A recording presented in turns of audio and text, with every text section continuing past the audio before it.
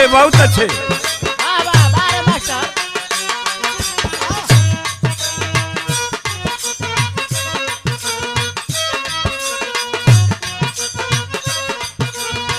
कैसा है ये बंधन अनजाना, कैसा है ये बंधन अनजाना, मैंने नहीं जाना तूने नहीं जाना, मैंने नहीं जाना तेरे मेरे बीच हो, तेरे मेरे बीच में कैसा है ये बंधन अनजाना, कैसा है ये बंधन,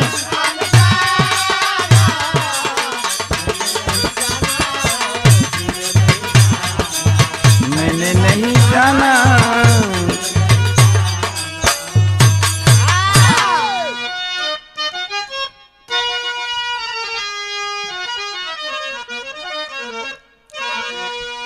तब संवर यार गोइया है भोले बाबा, हाँ हाँ हो रहा।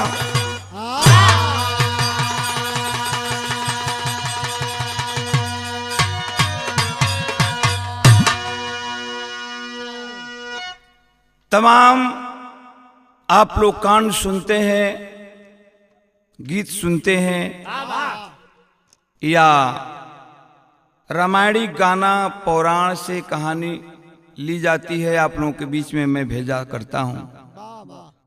जिस गीत को आप लोगों ने बहुत पसंद किया, बहुत अपना प्यार दुलार लुटाया, हम ओम प्रकाश सिंह यादव एंड पूरी पार्टी आप सभी को तहे दिल से मैं शुक्रगुजार हूं।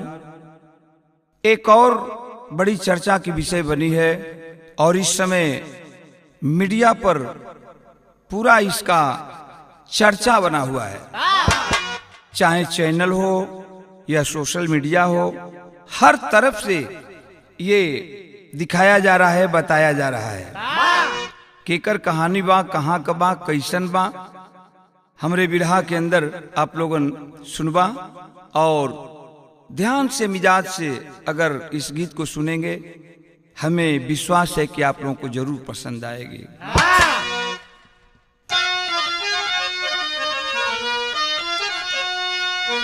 फक्र है हिंदुस्तान को, फक्र है, नाज है, गर्व अभिमान है, वीरों की कदर करता हिंदुस्तान है। हर कदम पे जख्म सह के लाखों सितम, मातृभूमि पे हो जाता बलिदान है।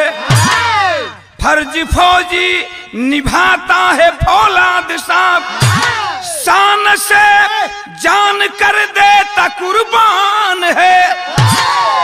करते वो पी अनुजलाल सत सत नमन, कैप्टन अंशुमान को कीर्ति सम्मान है।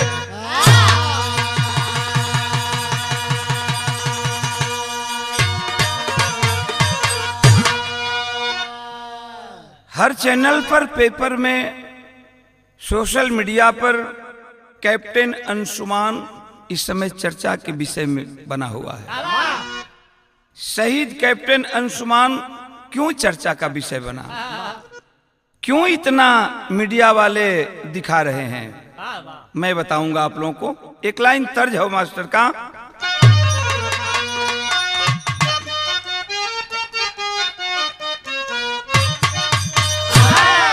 अरे बजा दो श्याम, बजा दो श्याम बंसुरिया तो मजा आ जाए।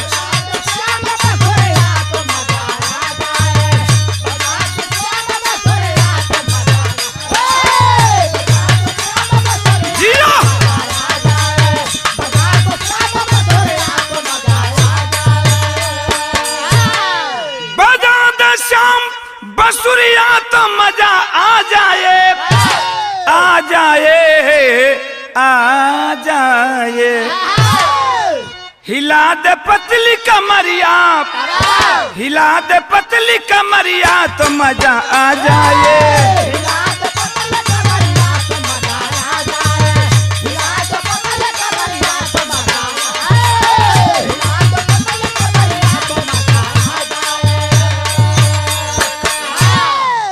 वीरों के प्रति कवि जी भाव दिए, बड़ी सुंदर भाव हो का कि वीरों की वीरता, वीरों की वीरता सुनकर जिगर मचलता है।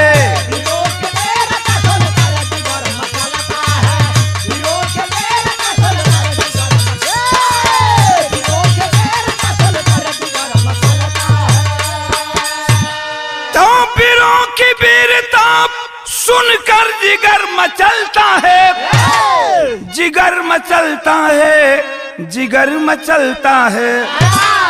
और फौजी हीरो के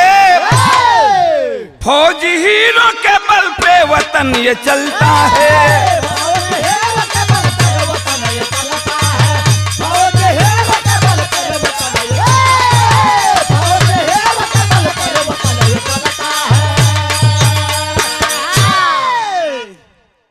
हमारे देश के, हिंदुस्तान के असली जो नायक है, असली जो हीरो है, बाबू वतन के रखवाले फौजी जवान होते हैं।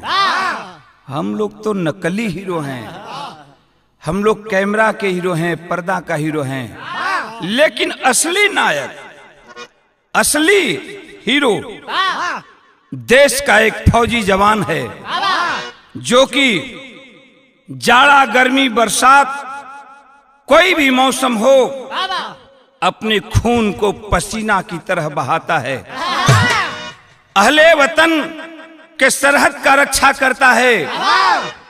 तब हम और आप लोग चैन से सोते हैं। कवि जी भाव दिए हैं, कहना है फौजियों के लिए क्या?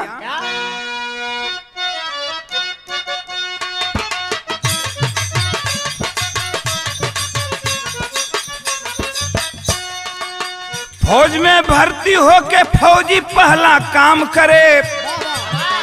कौन सा काम करे भाई? फौज में भर्ती होके फौजी पहला काम करे, अपनी जिंदगी अपने वतन के नाम करे।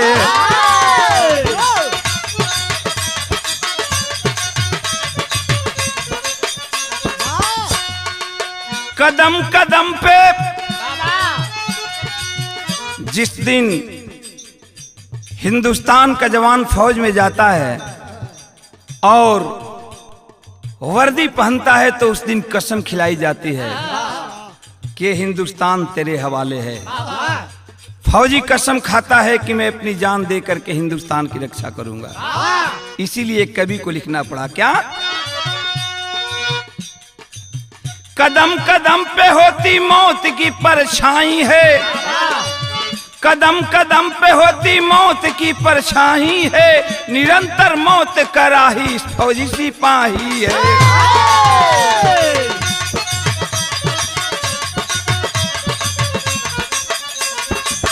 कदम कदम पे होती मौत की परछाई है, निरंतर मौत का राही फौजी सिपाही है।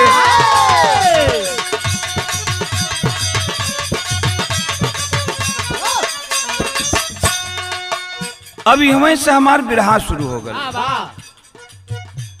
बिरहा हो कहाँ का, ये कहानी हो कहाँ का। और जब सोशल मीडिया पर मीडिया वालों ने प्रचार किया और इस न्यूज को दिखाना शुरू किया, तो हम मजबूर होकर के सोचे कि क्यों न मैं अपने गीत के माध्यम से लोगों को सुनाऊं। आप लोगों का आशीर्वाद प्यार है।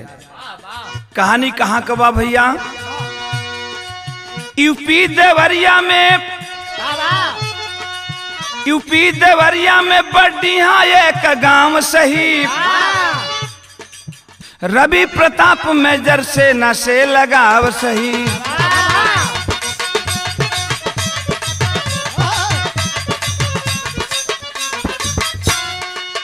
पत्नी मंजू देवी 2 सुगर संतान हुए, पढ़ने में मेधावी कैप्टन अंशुमान हुए।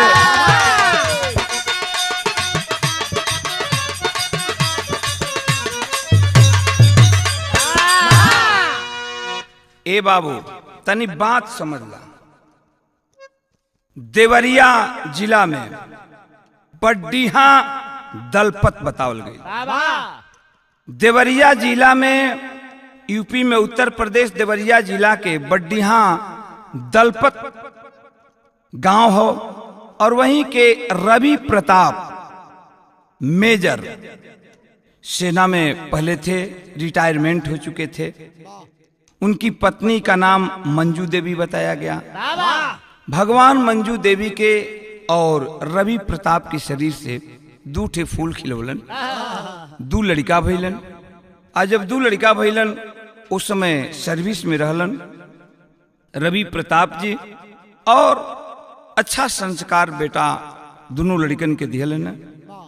बड़का लड़का का नाम जेवना में अंशुमान रहा, वो बड़ा मेधावी छात्र था, बचपन से ही पढ़ने में तेज तरार लड़का। बड़ा होता गया, पढ़ता गया, अंततो गतवा आगे हुआ क्या ये देखिए इस कहानी में। तर्ज बा का, तर्ज का लाइन बा मास्टर।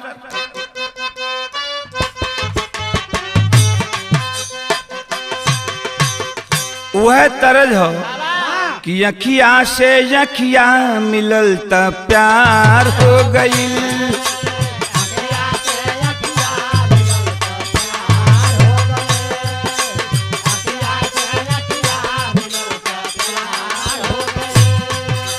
मुस्कियों कर दिल के हमरा पार हो गई।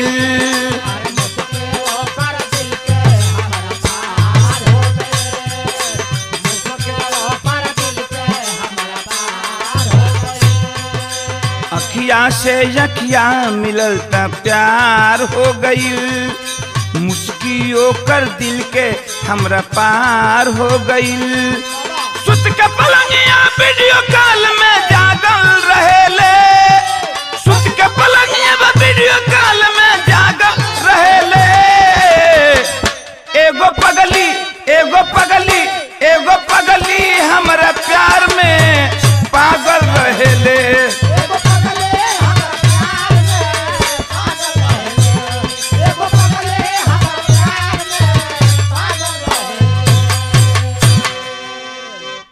तर्जबा लेकिन हमारे गाना का भाव दिहल गई। आज अंशुमान पढ़त गलन, आगे बढ़त गलन, पढ़त गलन, आगे बढ़त गलन, उम्र भी बढ़त गल। आज उनका समय ई आ गई कि उनके नीट के परीक्षा देवे खातिर उनकर माई बाबू जालंधर भेजलन। उ जालंधर गईलन। हम उस समय के बात दिहल गई का, नीट परीक्षा पास के जालंधर में गईले।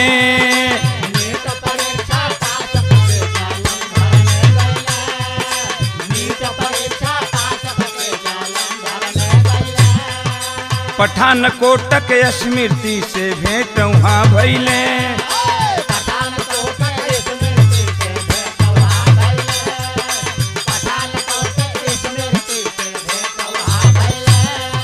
नीट परीक्षा पास के जालंधर में गईले। पठानकोट के स्मृति से भेंट वहाँ भइले। पढ़त कॉलेजवा रहे कमे जमा प्यार हो गई। पढ़त कॉलेजवा रहे कमे जमा प्यार हो गई। अंशुमान अंशुमान अंशुमान स्मृति नैनाचार हो गई।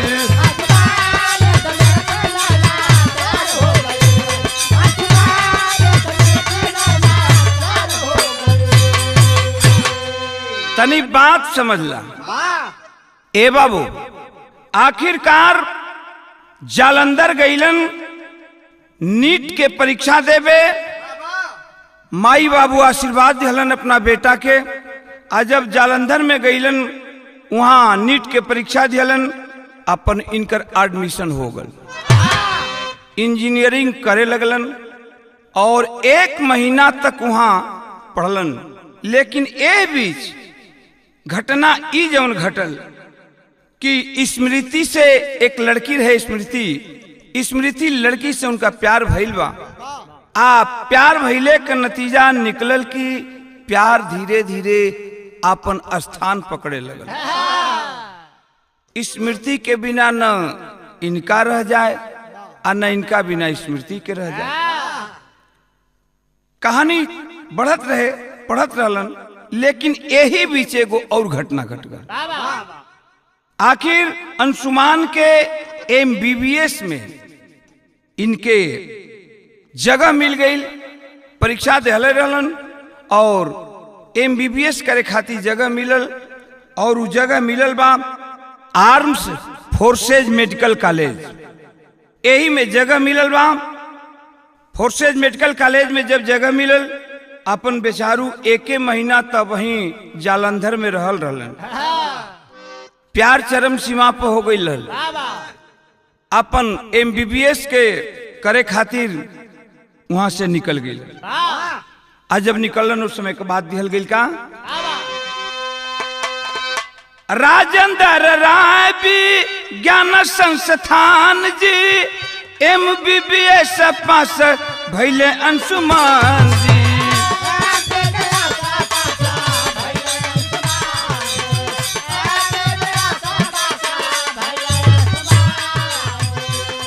नहीं मुलाकात होके फोनवा से बात होके प्यार हो गई, नहीं मुलाकात होके फोनवा से बात करे यार हो गई।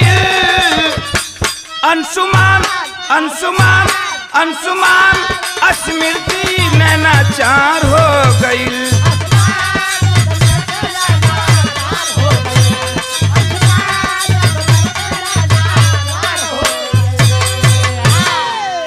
ए बाबू, आखिरकार जालंधर के छोड़ दिहलन, MBBS करे लगलन। आ जब MBBS करे लगलन, पढ़ाई हो जाके अब तो भेंट ना होखे। आ जब भेंट ना होखे, दूरी बन गल, लेकिन फोन से बातचीत होखल करे। फोनवे पे लोग अपन प्यार का इजहार लोग कर रहे हैं। तब एक दिन स्मृति कहलस, का कहले बे अंशुमान से? फोने पर बात होता। तरजबा मास्टर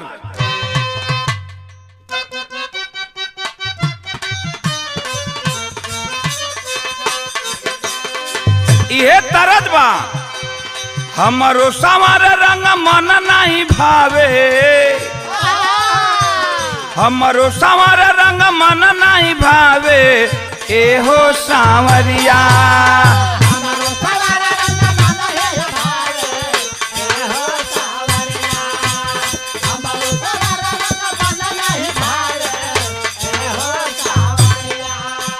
हमरो सांवर रंग मन नहीं भावे, एहो सांवरिया।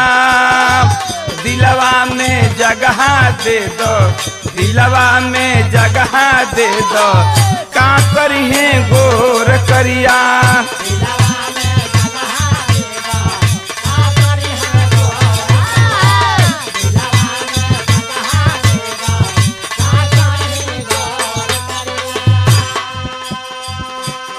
कहलस की बतावा, स्मृति कहलस की बतावा, तू तो चल गिला जाके MBBS का पढ़ाई करे लगला, हमके फतरा में डाल दिया।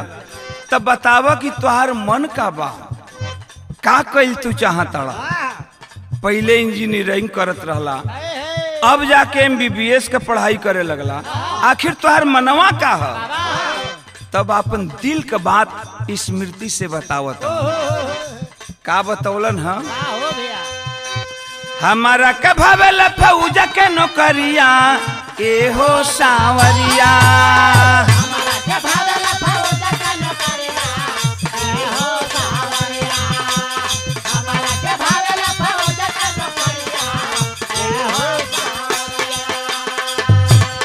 कहलन कि जब जानल चाहताड़ू तो सुन ला, असली तोहरा से दिल के बात बता देते।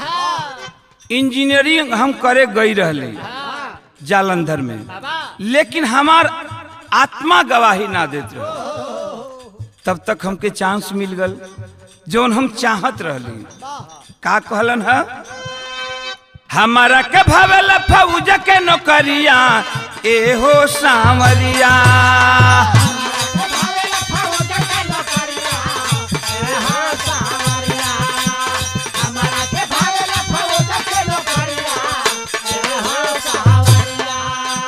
हमारा के भावेला फौज के नौकरिया ए हो सांवरिया।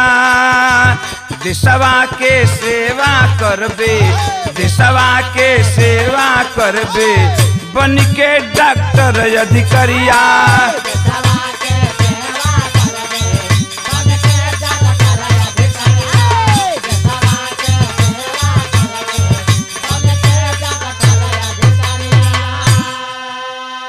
कहलन कि हमार दिल का, हमार आंतरिक इच्छा रहल कि हम डॉक्टर बन के और फौजियन का सेवा करें।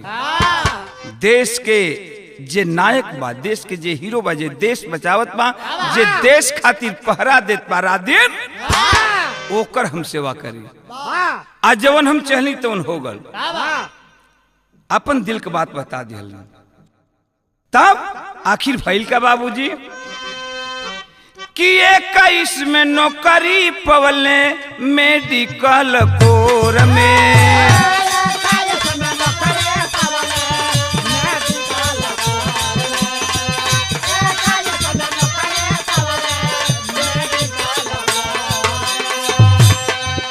सन 21 में नौकरी इनके मिलल मेडिकल कोर में। आज जब मेडिकल कोर में नौकरी मिल गई भाई, तब माई बाबू भी बड़ा खुश हों। बाबू भी फौजी रिटायर हों, सूबेदार मेजर के पद पर से रिटायर कैले हों। इनहू का सीना चौड़ा हो गई। लड़का से कहलन कि बेटा तू शादी कहला। थोड़े दिन तक नकारत रहलन।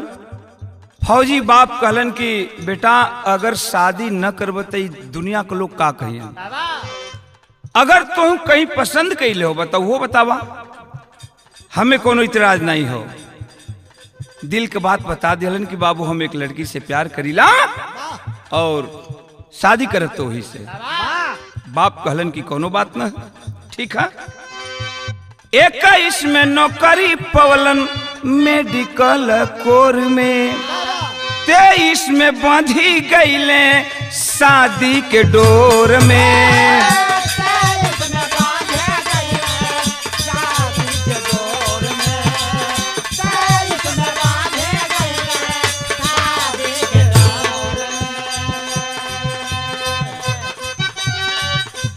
तेईस में शादी इनकर हो गई स्मृति से।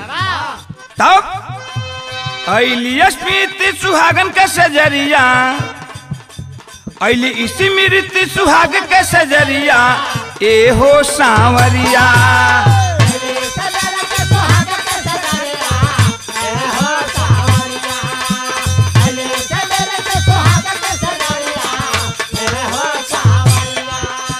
अली स्मृति सुहाग के सजरिया ए हो सांवरिया।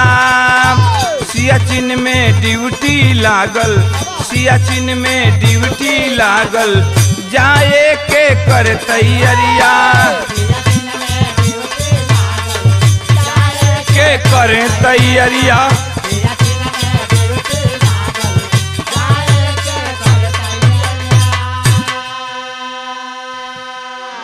आखिरकार बाबूजी अइलन, बड़ा धूमधाम से शादी भयल।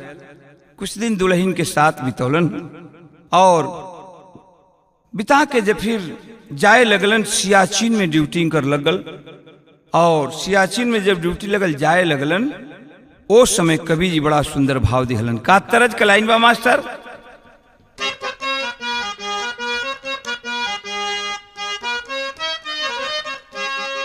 लइकवा कुल गावत होन कि जाता परदेश बलमुआ घर में हमके छोड़ के।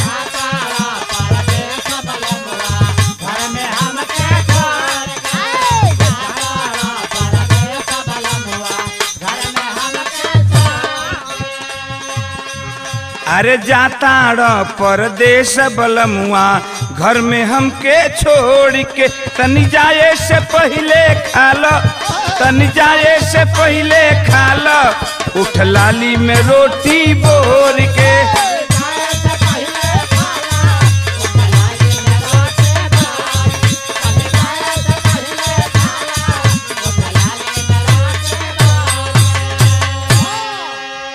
तैयारी हो गई, घर से निकले लगल। आज जब घर से निकले लगन सियाचिन का तैयारी कह दिलन ड्यूटी पर जाए खातिर। रोज समय स्मृति उनकर दुल्हन स्मृति दुल्हन कुछ दिन के आई लहलिन। आंख में एक तरफ आंसू बा लेकिन पति सरहद पर जा रहा है। एक तरफ गम भी बा एक तरफ खुशी भी बा कि हमार पति देश का हीरो हो, देश की सेवा करने के लिए जा रहा है। बड़ी शौक से आंख में ओ आंसू ली हुई और पति को आरती सजाती है। आरती के थाल लेकर पति के सामने आती है। एक तरफ स्मृति है दुल्हन, एक तरफ उसकी सास, मतलब इनकर मतारी अंशुमान के मतारी, जेकर की नाम मंजू देवी बतावल गल। माई मंजू देवी है। एक तरफ माई एक तरफ दुल्हन। स्मृति आरती का थाल लेके माई अपना बेटा के आरती उतारत है और पत्नी अपने पति का आरती उतारत है। उस समय एक बात कहलस स्मृति उनकर पत्नी का कहलिन है,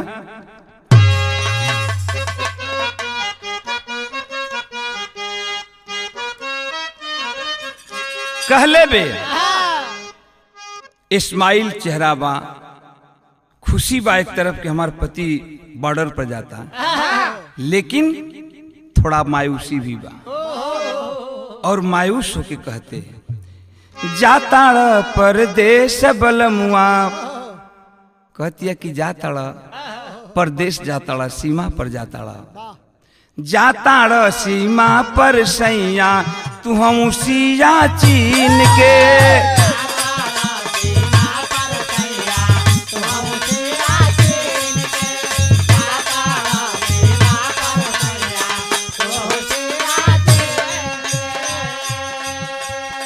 अब तो हमने खाती तू परदेसी हो गईला, बॉर्डर पर जाता, लेकिन खुशी बा कि तू हमार मर्द हुआ, हम तो आर में रारू हैं।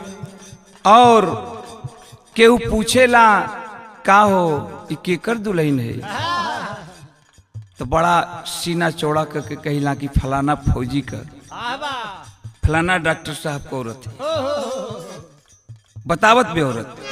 जाता सीमा पर सैया तो हम सिया चीन के, तनी हाथ ले तनी हाथ ले एगो विदिया बाला कीन के।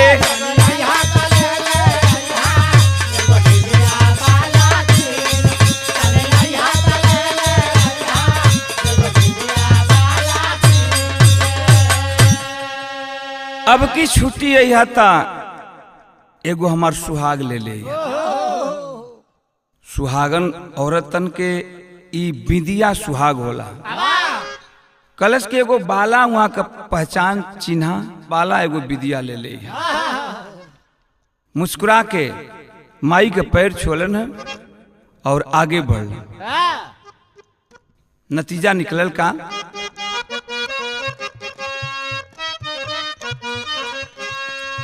2023 रहल 9 जुलाई,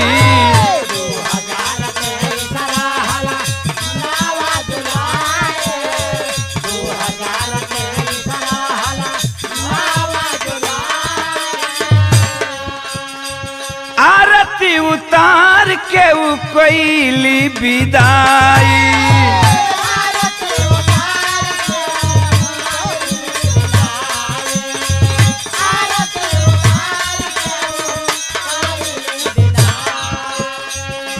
माई से मिलके दुल्हन से मिलके अब आगे बढ़लन है। घर के बहरे निकलत हो तले द्वार पर पिताजी खड़ा हो।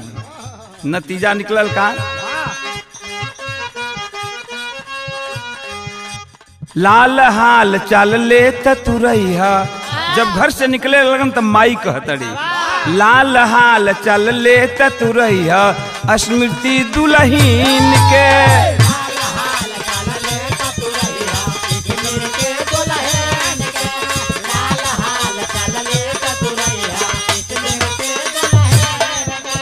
लाल हाल चल ले तुरैया स्मृति दुल्हीन के। तनी अहा तले ले अहा तनी लहा तले ले अहा एगो विदिया बाला कीन के।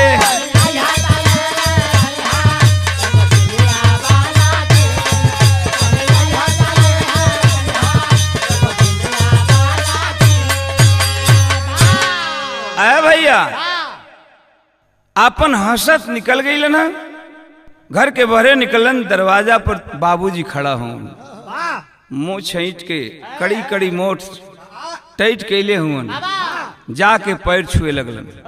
अंशुमान पिताजी के पैर छुलन, कहलन कि पिताजी सियाचिन पर अब ड्यूटी लग गल, हो सकत बा जल्दी छुट्टी न मिले और हम जाते। बाबू का सीना चौड़ा बा, काहे को वो फौजी रहलन है। एक फौजी की कीमत को समझता है, एक फौजी की दिल की बात को समझता है। मुस्कुरा के कहलन कि जा जात हो तो ठीक हो, भगवान रक्षा करें, देश के सेवा करा, लेकिन एक ठे काम करिहा अंशुमान। तर्जमा मास्टर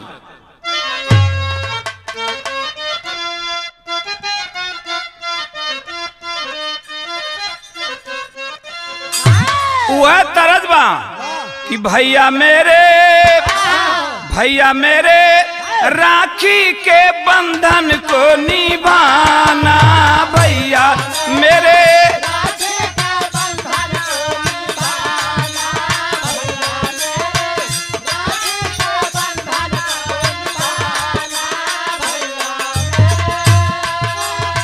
छोटी बहन को ना भुलाना, ना भुलाना। भैया मेरे राखी के बंधन को निभाना। भैया मेरे राखी के बंधन को निभाना। भैया मेरे राखी के बंधन को निभाना। भैया मेरे फौजी बाप कह रहा है अंशुमान जा रहे हो तो जाओ बेटा, मेरी शुभकामना है तेरे साथ, लेकिन एक बात का ध्यान रखना। क्या कि अंशुमान वर्दी की कीमत को चुकाना। अंशुमान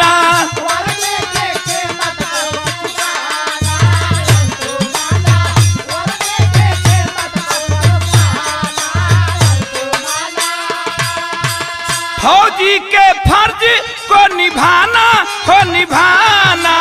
अंशुमान वर्दी की कीमत को चुकाना। अंशुमान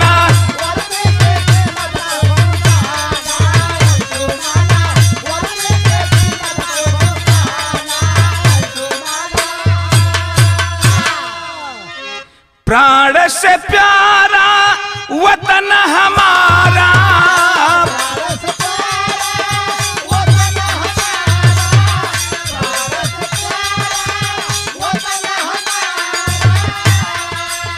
रक्षा करना मेरे दुलारा।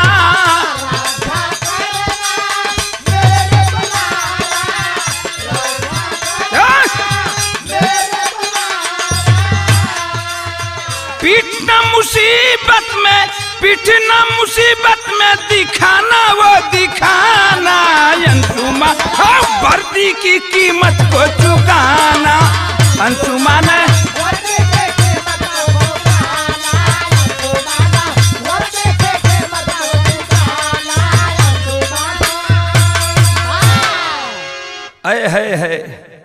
जो बाप बेटा से अपनी इतनी बात कह रहा है बाबू, अंदाजा लगा सकते हैं कि उस बाप को अपने बेटे पर कितना गर्व होगा। चल दिया, पैर छुआ है अंशुमान, आशीर्वाद लिया है पिता का, चल दिया। जाकर के सियाचिन बॉर्डर पर धरातल से 17,000 ऊंचाई के 17,000 फीट ऊंचाई पर सियाचिन बॉर्डर है बाबू। जाकर वहां सियाचिन के बॉर्डर पर नौजवान अंशुमान अपना ड्यूटी देना शुरू किया। देखें नतीजा निकलल का।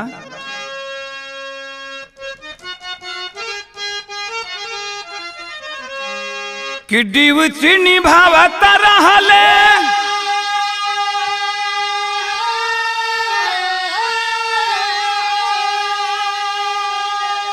ए भैया वंदे मातरम गावत रहले।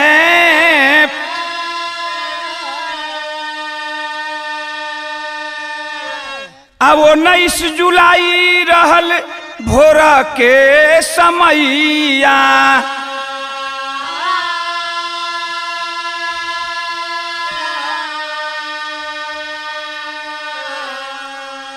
चंदा पोस्ट बंकर में भयंकर आग लागल हो।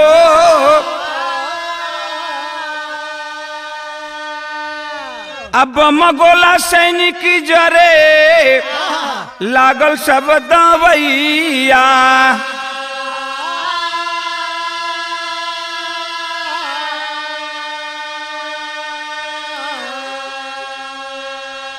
पड़ली नजर आता बाप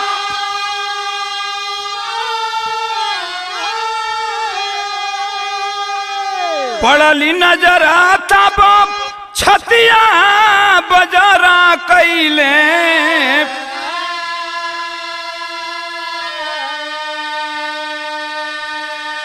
ए भैया अगिया में कूदी गईले कैले बीरतैया।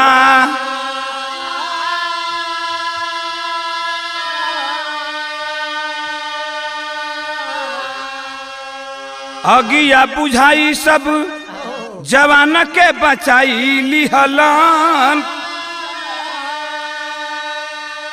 आय अपन झुलसी के ऊ कैले भलैया।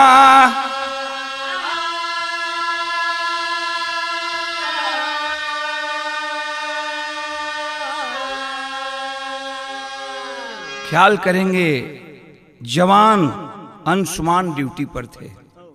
इसी बीच चंदन पोस्ट बंकर में भयंकर आग लगी है।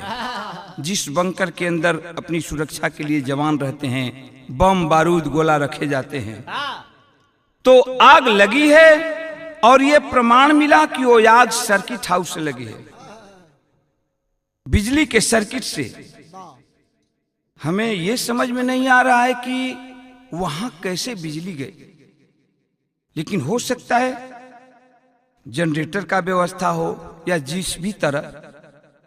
प्रमाण यही मिला है कि सर्किट से वो आग लगी थी। खैर जो भी हो, जब वो आग तूल पकड़ने लगी, नौजवान छटपटाने लगे। उसी बंकर में नजर पड़ी है, इनको पता चला है वो जवान सब कुछ भुला करके उस आग में कूद जाता है अंशुमान। और आग में कूद करके जितने जवान बंकर के अंदर थे, आग में जल रहे थे, सभी जवानों को सुरक्षित बचा लिया। देखिए अब दोबारा हिम्मत करता है अंशुमान, दोबारा हिम्मत करता है। ओ जा करके दोबारा कूदने की तैयारी किया कि जो मेरी दवाई है उस दवाई को तो मैं बचा लूं जवानों को देने के लिए। दूसरी बार कूदा है दवा बचाने के लिए, लेकिन क्या जानता था अंशुमान कि मैं दवा लेकर के बाहर नहीं आऊंगा। आग में झुलस गया, नहीं निकल पाया अंशुमान। अफरा तफरी में 17,000 फुट की ऊंचाई से अंशुमान को जला हुआ शरीर नीचे लाया गया, लेकिन हॉस्पिटल में भर्ती किया गया। आखिर बाबू होता है क्या?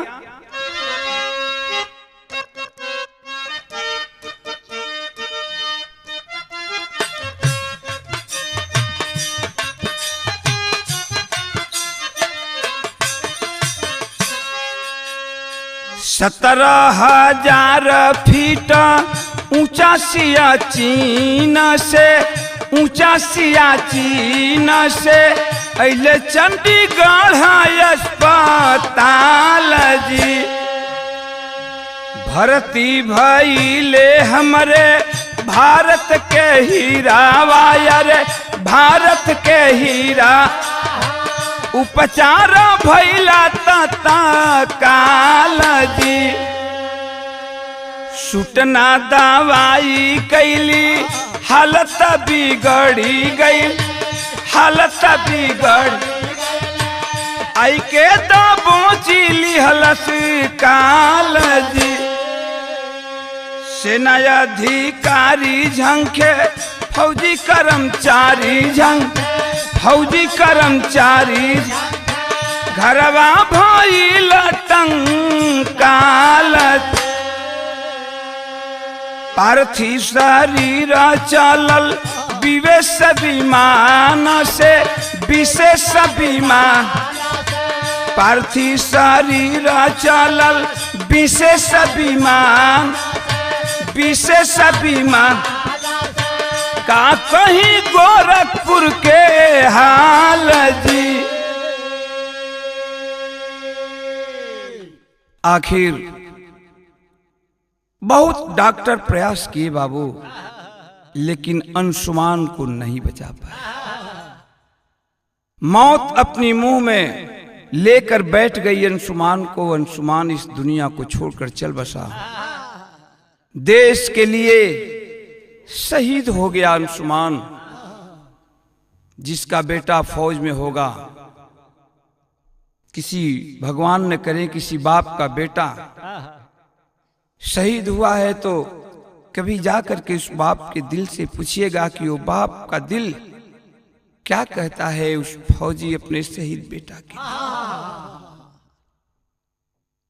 पता चला है, खबर आई अंशुमान के मां बाप बीबी को मिली है।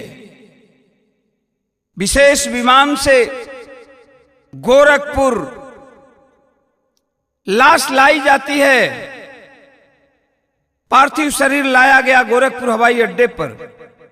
देवरिया से सभी लोग गोरखपुर हवाई अड्डे पर भीड़ लगा दिए और एक तरफ मां रो रही है, एक तरफ बीबी रो रही है, एक तरफ बाप फौजी जवान की आंखों का आंसू सूख गया है। वो जानता था कि फौज में लोग भर्ती होते हैं, अपनी जान को हथेली पर रख करके चलते हैं। वो तो समझ रहा था, लेकिन दर्द तो था ही। एक बाप का बेटा के लिए दर्द कितना होता है बाबू, एक बाप समझ सकता है। आज गोरखपुर हवाई अड्डा का दशा का बाबू, जब पार्थिव शरीर जहाज से निकालल गल, माई बाबू रोत हो। कैसे?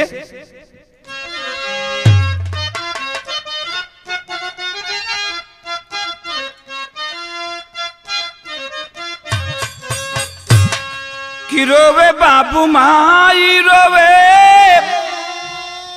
रोवे बाबू माई रोवे, बारी दुलहिनिया हो नगिनिया डसली, मंगिया उजारली, अगिनिया हो नगिनिया डसली।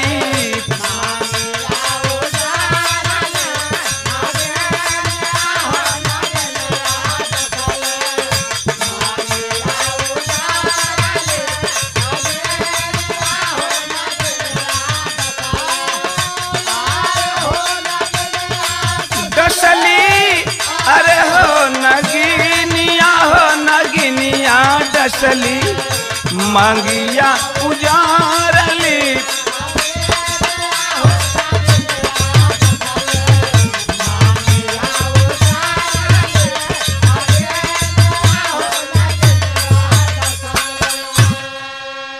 मेहदी महावर झावर हो गईली बदानिया हो नगिनिया, जहर होई गईली जवानिया हो नगिनिया डसली।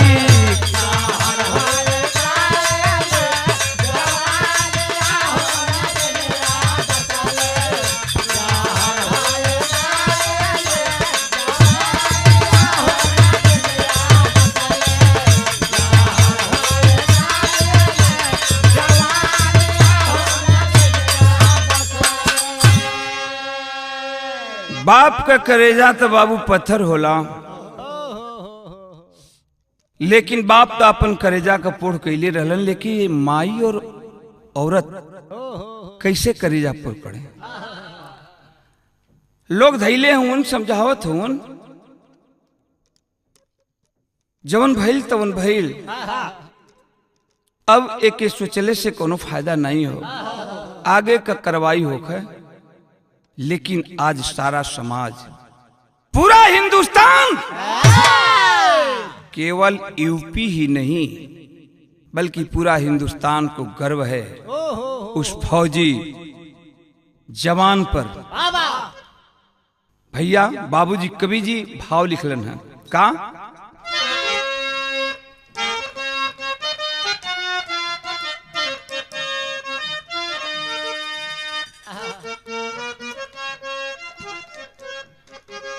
रोवे लुगावा लुगाई हिंदुस्तान की, रोवे लुगावा लुगाई हिंदुस्तान के, दिलन अंतिम विदाई अंशुमान के।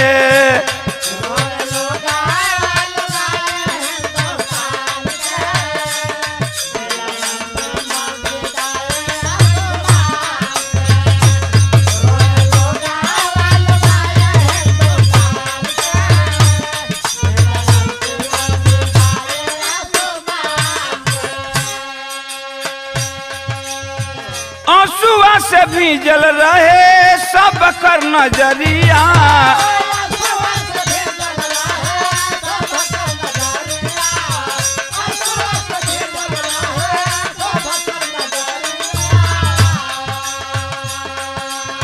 भैला का मगीना आजा गोरखपुर देवरिया,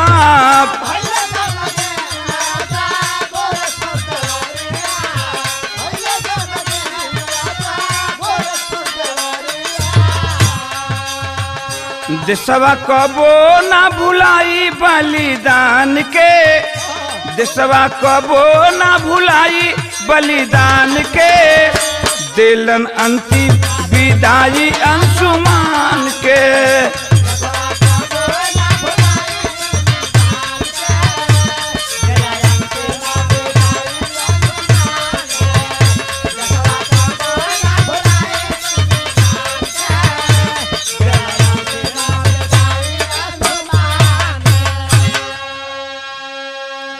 आखिर सैनिक सम्मान के साथ बाबू 21 जुलाई को लोगों की भीड़ लगी है सरजू नदी के तट पर, उनकी अंतिम दाह संस्कार कर दिया गया। अब देखें इसमें यही कहानी में मोड़ ले रही है। जवान इस दुनिया को छोड़कर चल बसा, शहीद हो गया, लेकिन कवि ने भाव लिखा है, आगे हुआ क्या।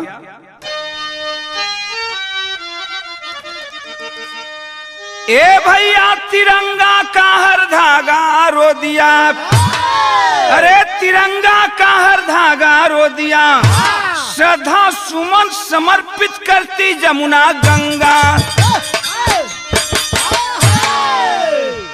आज गाना के लाइन में अल्लाह में बतौलन है कवि जी का,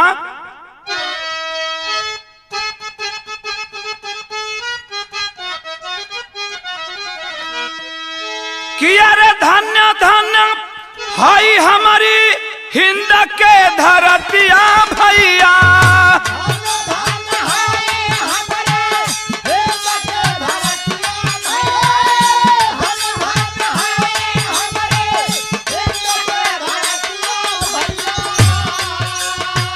धन्य धन्य देशवा के फौजी हो जवान,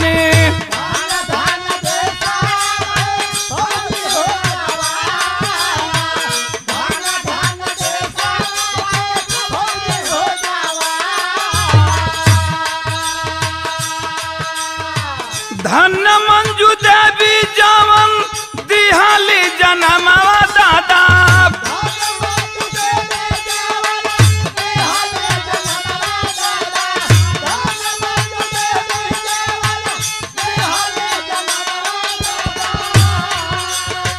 देशवा पे पे भइले बलि दान अंशुमान।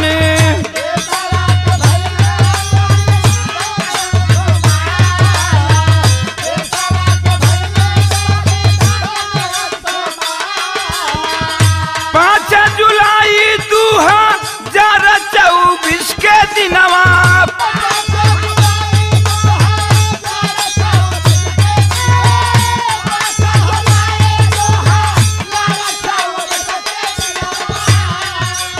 राष्ट्रपति द्रौपदी जी दिहली सम्मान।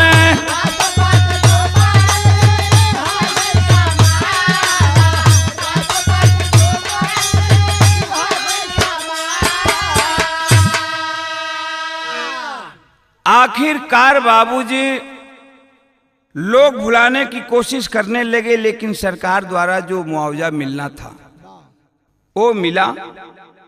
और 5 जुलाई 2024 उसी दिन बाबू राष्ट्रपति, देश के राष्ट्रपति द्रौपदी मुर्मू, इन्हीं के द्वारा राष्ट्रीय कीर्ति चक्र सम्मान से सम्मानित किया गया। उस सम्मान लेवे खातिर के गई हो, सब गई बा परिवार के। अंशुमान के माई गई, अंशुमान के पत्नी गई, अंशुमान के बाबू गई, सब बैठल बा। लेकिन उस अंशुमान की विधवा पत्नी को चक्र दिया गया, कीर्ति चक्र सम्मान पत्र जो है वो पत्नी को ही मिला। सब जितने सरकारी राशि थी, पत्नी एक तरफ खड़ा करके और एक तरफ उसकी मां को खड़ा करके बीच में वही राष्ट्रपति ने सम्मान पत्र दिया।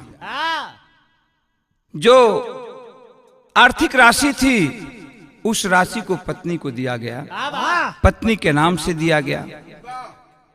लेकिन आज बाबू एक सवाल उठता है, मुहामुही चल रहा है। वो अंशुमान की पत्नी उस पैसा को लेकर के, सम्मान, राष्ट्रीय सम्मान को लेकर के वो अपने मायके चली गई।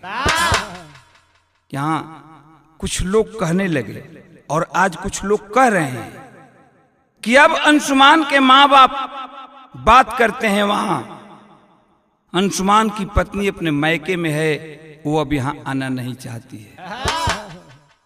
जबकि उसके पिताजी कहते थे कि उसको यहाँ रहना चाहिए।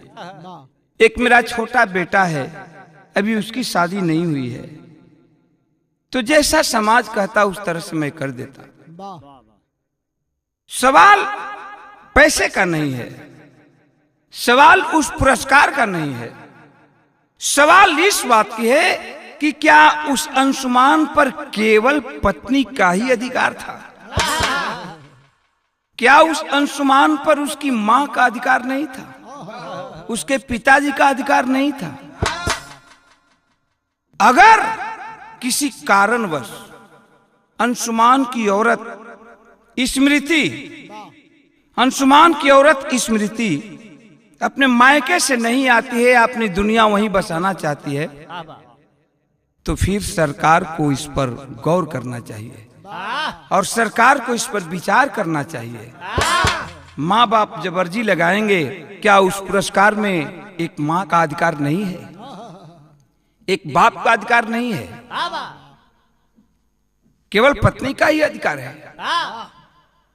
तो मैं सरकार से गुहार लगाना चाहता हूं कि अगर ऐसी बात हो, भगवान करे कि ये बात झूठ निकले, लेकिन अगर सच्चाई है इसमें, अगर ऐसी बात हो, तो फिर सरकार को उस माँ बाप पर विचार करना चाहिए और बेटा का अधिकार दिलाना चाहिए।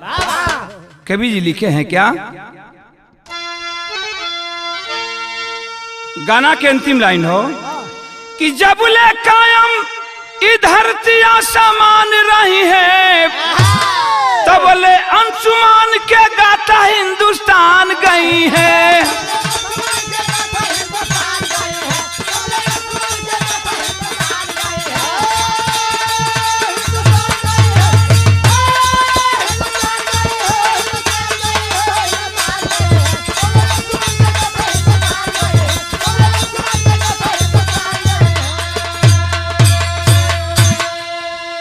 अमर शहीद की अमर गाथा कबहू ना देश भुलाई। इतिहास के पन्ना में अंकित 19 जुलाई हो।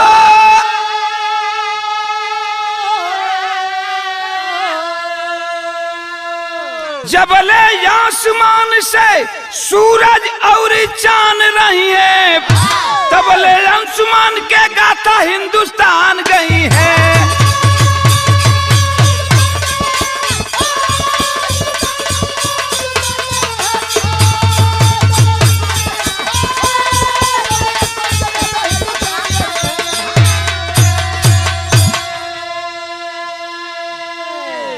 अंशुमान आज इस दुनिया में नहीं है, लेकिन इतिहास के पन्नों में स्वर्ण के अक्षरों में उस वीर शहीद अंशुमान का नाम स्वर्ण के अक्षरों में अंकित किया गया।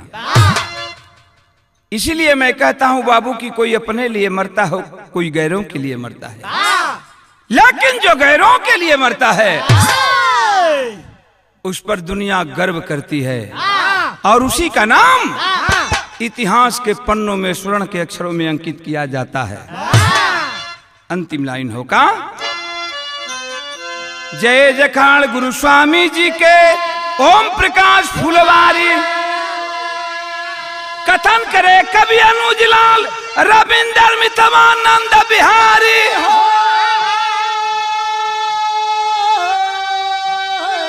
अरे तिरंगा का हर धागा रो दिया, अनुज ओम प्रकाश दीपक पर जला पतंगा, तिरंगा का हर धागा रो दिया।